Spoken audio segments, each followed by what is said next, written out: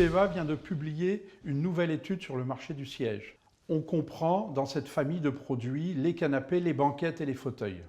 La valeur du marché du siège en France est de 2,4 milliards d'euros TTC, à peine la même valeur qu'il y a 10 ans en euros courants. Quand on regarde la part de marché des produits rembourrés sur l'ensemble du marché du meuble, on se rend compte que cette famille de produits a encore perdu un point de part de marché pour atteindre les 25% de la valeur du marché du meuble.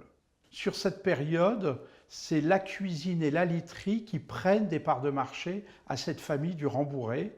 Par contre, on se rend compte que sur 2015 et sur 2016, cette famille de produits est en train de reprendre un petit peu de valeur sur le marché grâce à une amélioration du panier moyen.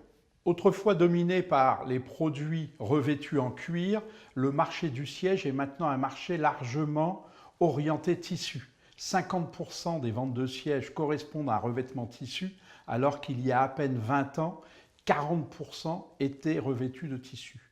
On voit bien que cette évolution en termes de revêtement est liée à une stratégie d'approvisionnement de la part de la distribution, puisque l'ensemble de l'industrie française et européenne a été attaqué depuis 20 ans par des importations massives en provenance d'Asie et surtout de Chine, dont une des caractéristiques était un revêtement cuir.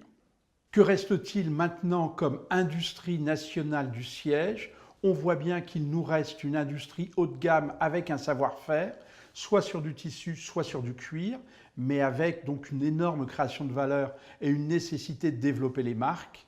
Et autrement, il va rester une industrie qui est une industrie d'assemblage de produits tissus ou simili-cuir, qui est un assemblage de proximité pour réduire les coûts logistiques avec des composants qui vont arriver soit d'Asie, soit d'Europe de l'Est.